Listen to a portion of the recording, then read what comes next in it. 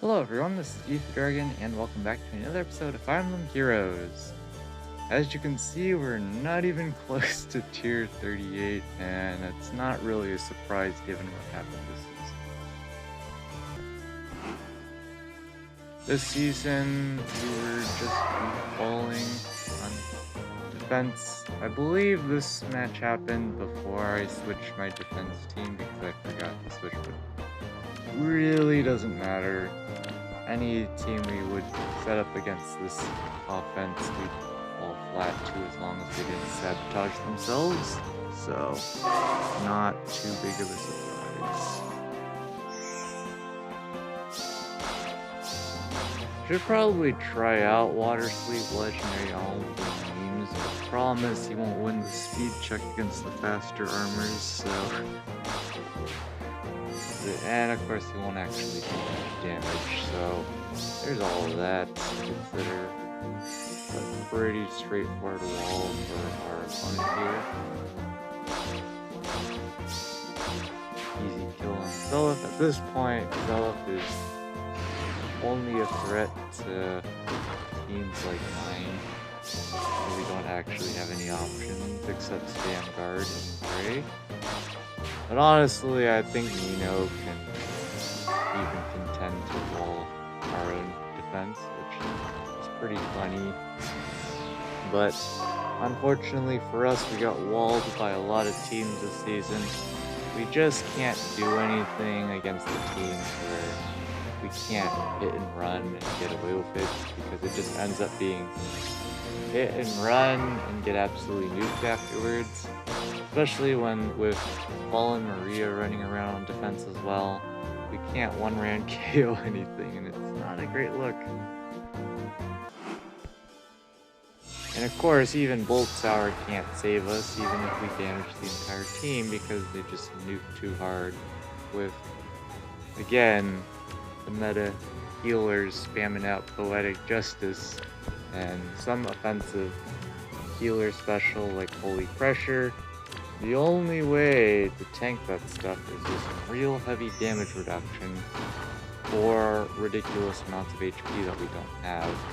So yeah, it's not great for us. And of course, combine that with Harmonized Patria or Cordelia, and you have yourself with a huge problem. Not really much we can do at the end of the day, but not the end of the world. Here our opponent does okay with preventing the follow-up from our units here, but they still have to pick up all the necessary kills. And now they're going a little more aggressive here, because they have Kanto shenanigans, which I believe, if they so choose. Interesting choice to put Milla there, but I mean, you get Bolt Tower, of course we're not going to do any damage, so not a surprise there. Our Bolt Tower is not high level on defense. It used to be meta to not level up your Bolt Tower because it would help opponents set up Vantage. Nowadays, not. People still use Vantage, but it's definitely not super popular. AKA, you're not seeing every team run it to absolutely annihilate our defense, for example. But offense was just abysmal. Most of the matches we won, we ended up just dropping units left and right because, again, very few options when the only option is to sack units, basically.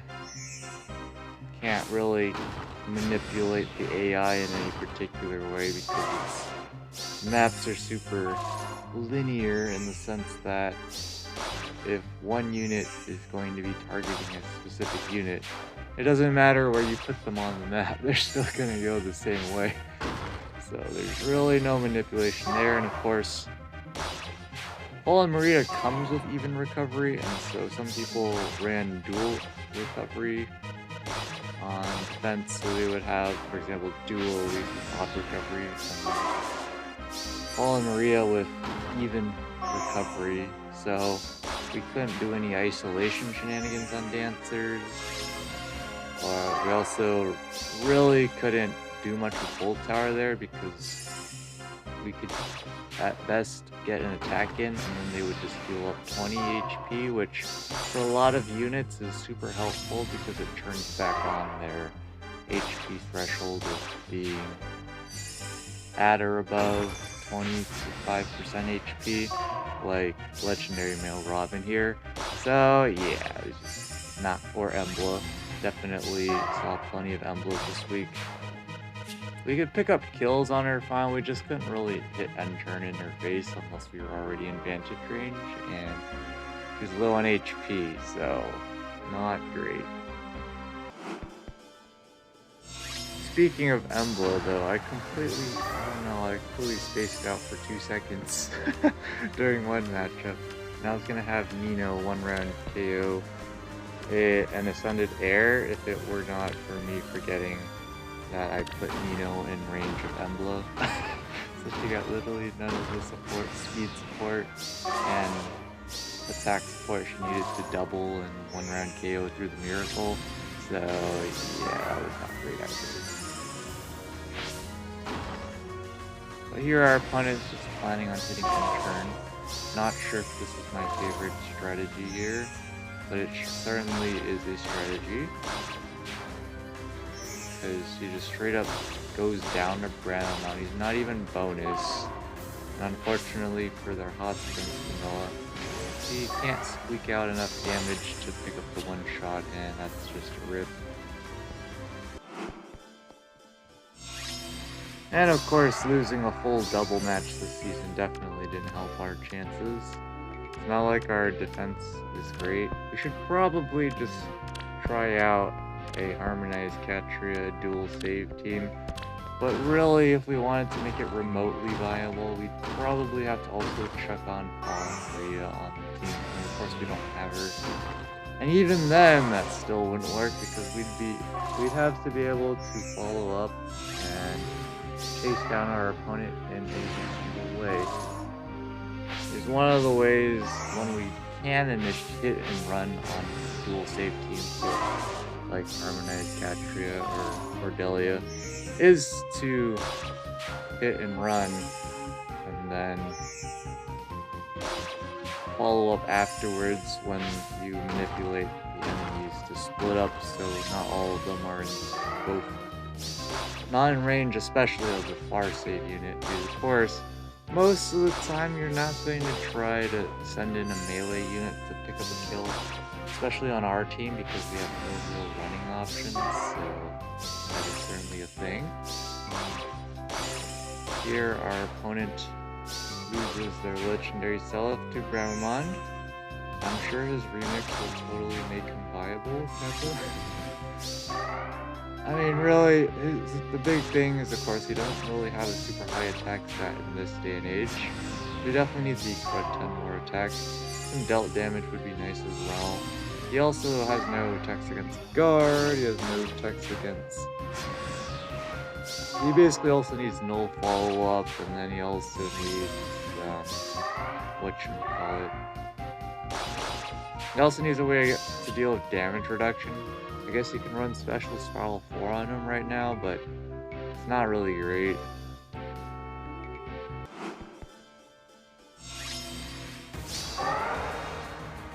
And of course, then we also have a billion other issues with Bramamon. He's quite reliant on his guaranteed follow-up attack.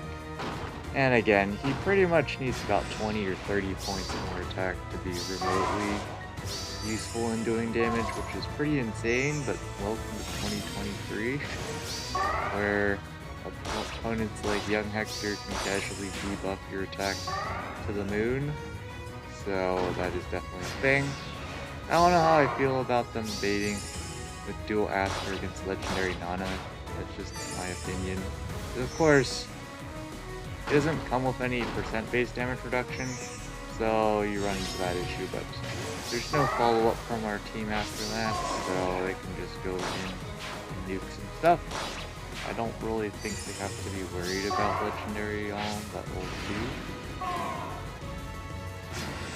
Now they might have to be because they have to deal with both attacks here, but and of course there's no counterattacking from Young Hector, so that's just a rip.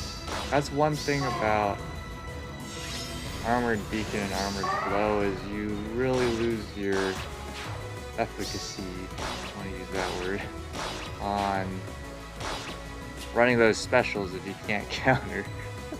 Definitely a problem. Because of course if Young Hector can counter their Legendary Alm doesn't have any damage reduction, he's gonna get absolutely slaughtered. So that's the thing. We should we're also in the process of working him up as our Forma. We have a reasonable amount of decent skills on him. Right now I'm just looking for a reasonable C slot. The only reasonable C slots I've gotten are tier 4 Rouses, which I don't care for, and the current one we have, which is Infantry Speed Tactic. We haven't got anything else useful, because we're definitely not chucking a Menace skill on him. This does not seem worth it at all.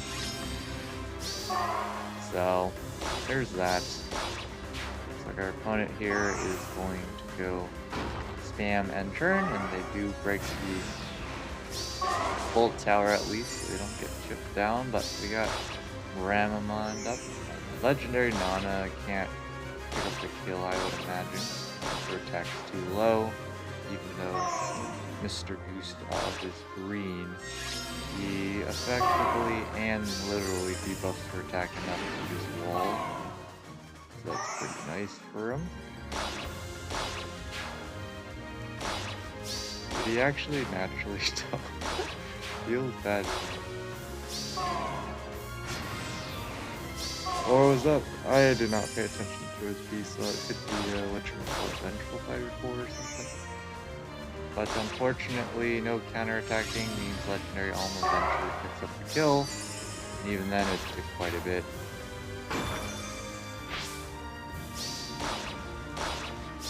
Wow, surviving by 1 HP. Totally not rigged. Farming that SP though. Alright, they have a Fallen Maria on their team, so as long as they don't sabotage themselves, they win. That's pretty much how it rolls. Pretty strong Lloyd there. And we have the Fallen Linus. I have so many units I have to train up as well. We pulled so many random units off of free summons that we still need to level up. It's not like actually having them leveled up would help us out very much in any way, but I kind of just feel like we should do it. Kind of surprised they just didn't put Maria in range just for extra comfy support, but it's not like they actually need it, because Blood should just be able to chow down on our units here without any trouble. The only unit that could give them trouble is probably Legendary Nana. I highly doubt Legendary Alm would give him a run for his money. As showcased by them literally putting their Linus in range of Gold Sapphire. Well, I guess Fallen Maria does save him there. I don't know how much damage Alm's doing, but yeah. As you can see, Lloyd just, of course, fast enough to counter Legendary Alm. It's when you know we definitely didn't stand a chance.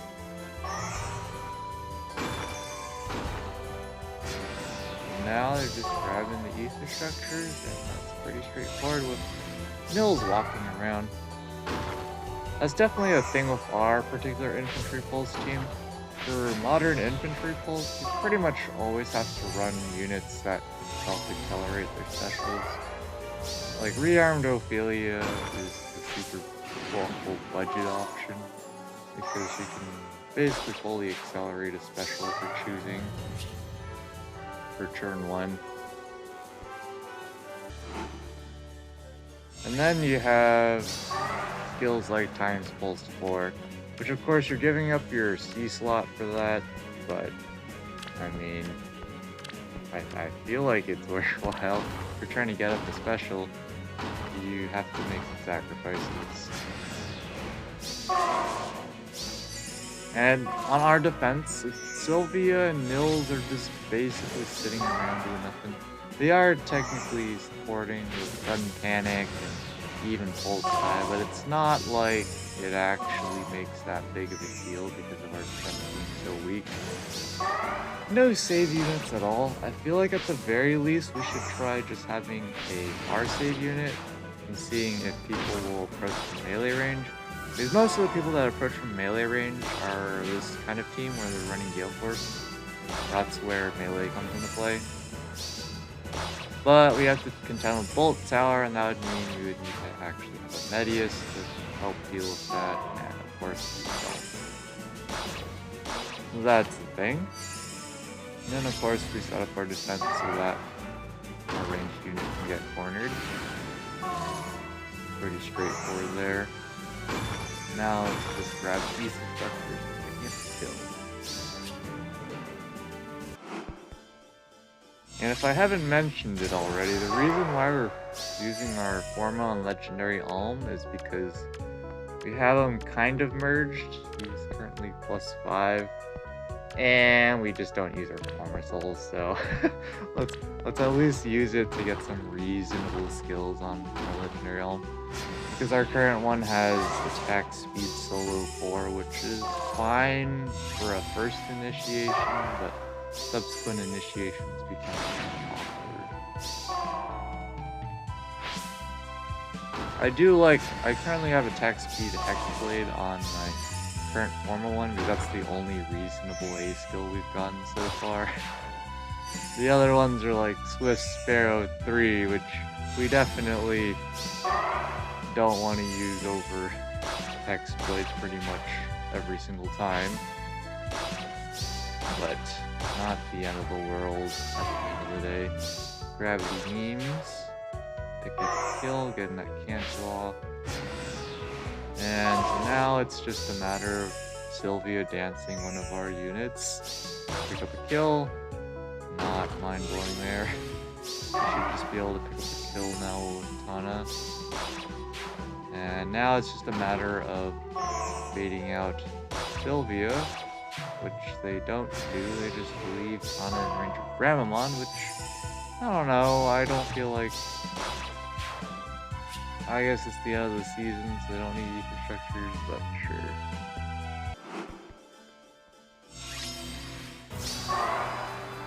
That's definitely the thing about our offense team, though. Generally, Nino can deal with individual threats. Like Ascended Tana, she can 1v1 on occasion. It's pretty hard, though. Because, of course, Ascended Tana has a slightly much larger space speed than Nino does. So we're already going uphill there, but it's the combination of units that makes it incredibly difficult. Just the Poetic Justice Holy Pressure healer shenanigans with Harmonized Catria Cordelia support is already a huge L for us, because none of the units on our team have any damage reduction whatsoever.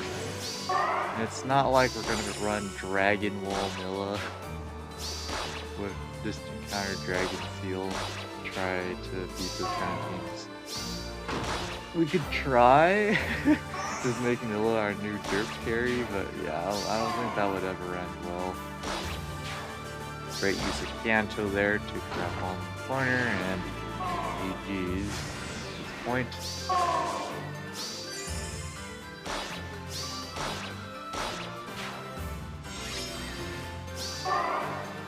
And let's see if they do end up grabbing these structures here.